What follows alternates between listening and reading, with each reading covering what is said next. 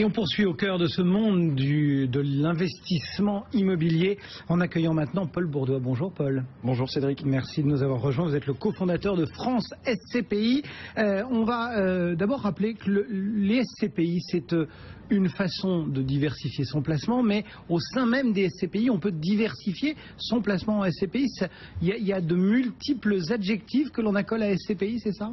Oui, absolument. On peut investir dans des SCPI sur les bureaux, sur les commerces, dans des entrepôts. On peut aussi investir dans des SCPI qui sont situés en Europe, et puis aussi des SCPI qui sont situés dans le domaine de la santé. Alors justement, on va zoomer ce matin sur ce secteur de la santé. Pourquoi s'intéresser finalement à ce type des SCPI? Pourquoi lorgner plus précisément le secteur de la santé?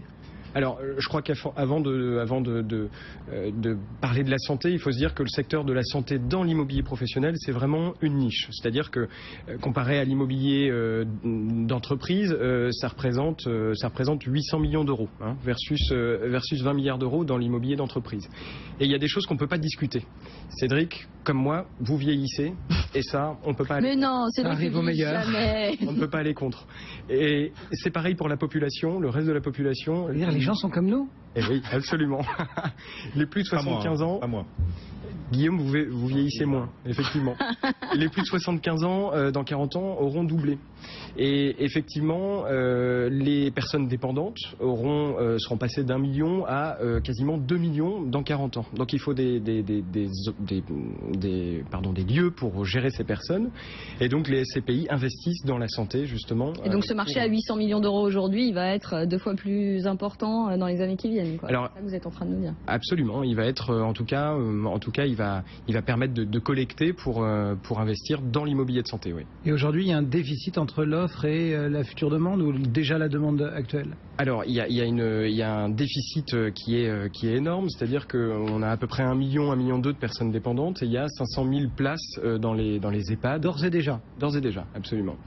Et pourtant l'offre n'augmente pas, donc il y a une réelle distorsion, et c'est ça qui est intéressant entre l'offre et la demande. On comprend bien que ce secteur présente une opportunité d'investissement. Malgré tout, est-ce qu'il y a des risques inhérents aussi à se pencher finalement sur ces SCPI estampillés santé? Alors, forcément, il y a des risques. Il y a des risques, mais qui sont semblables à ceux des SCPI, je dirais, de rendement normal, entre guillemets. Vous avez des risques liés au capital, c'est-à-dire que le capital n'est absolument pas garanti. Vous avez des risques qui sont liés au loyer. Il n'y a encore une fois aucune garantie dans les loyers. Et évidemment, la liquidité, c'est-à-dire qu'on n'est pas comme sur un livret A. Il y a quand même aussi, on nous dit souvent, le risque sur l'opérateur. Il faut bien choisir finalement le gestionnaire de l'EHPAD, de la résidence santé que l'on a, non? Oui, c'est vrai. Effectivement, il faut faire très attention, et c'est justement ce pourquoi nous, France SCPI, on travaille avec des SCPI qui investissent sur la santé et qui font très attention aux opérateurs qui sont des grands noms. Et juste Paul, pour revenir sur le principe même des SCPI de santé, c'est pas que les maisons de retraite. Il faut bien nous dire ce que c'est précisément, parce qu'il y a plein de choses en fait dans les SCPI. Alors absolument, on parle en rétrécissant un peu la cible, on parle d'EHPAD, de maisons de retraite, donc pour des personnes dépendantes, mais il y a aussi des cliniques, il y a aussi des hôpitaux, des laboratoires, des centres d'imagerie médicale par exemple. Des crèches. Et des crèches aussi. Il n'y a pas que papy et mamie, il y a aussi bébé. Voilà. Oui, absolument. Il y a aussi des. Il n'y aurait pas de grands-parents sans petits-enfants. Exactement. Absolument. C'est beau, Guillaume. Justement, si on essaye d'être le plus concret possible, est-ce que vous avez 2-3 exemples à nous donner ce matin avec des noms et puis peut-être aussi des rendements qui peuvent effectivement mettre l'eau à la bouche de nos auditeurs, de nos téléspectateurs? Oui, alors je pense à Primovie tout d'abord, donc qui est une SCPI qui investit sur la santé, qui est gérée par Primonial, qui investit également dans le secteur de la petite enfance et de l'éducation. C'est une SCPI qui a une capitalisation de plus de 200 millions d'euros, donc ça commence à être une grosse SCPI qui a un rendement espéré pour 2015 de entre 5,10 et 5,20.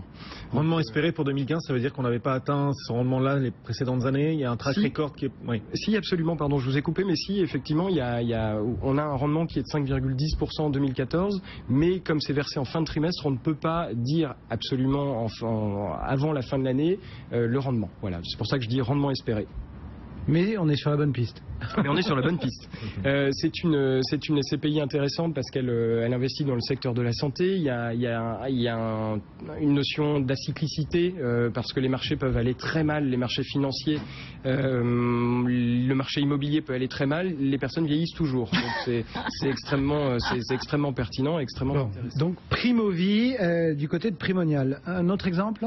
Alors je pense à Pierreval Santé, qui est une autre SCPI, qui est un peu plus petite, mais un peu plus récente, qui est extrêmement intéressante également, qui a une capitalisation donc de 18 millions d'euros et qui a un rendement espéré, encore une fois, cette année entre 5,10 et 5,20%.